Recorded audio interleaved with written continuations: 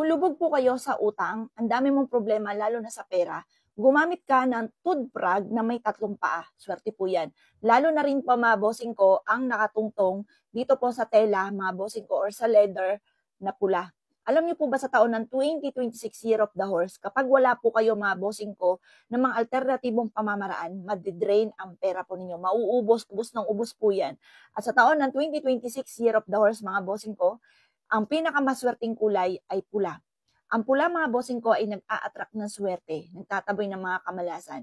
Ito pa, mga bossing ko, yan ang pinakamaswerte. Kaya ito, the best po ito, lalo na kung marami kang utang ngayon, 2025, sa 2026 na ko, lalong titindi po yan. Kaya maglagay ka ng ganito sa kanluran po ninyo. 85 pesos lamang po ito. Hanapin sa bahay ninyo yung kanluran. Doon nyo siya ipapatong. Basta sa kanluran nyo siya ipapatong kapag ikay napakaraming problema, lalo na sa pera. Kapag matumal naman ang inyo po negosyo, hanapin ang kanluran ng inyong negosyo at doon nyo siya ipapatong para ikaw po ay lumakas yung benta ninyo araw-araw. Avail nyo na po ito, 85 pesos lamang po mga bossing.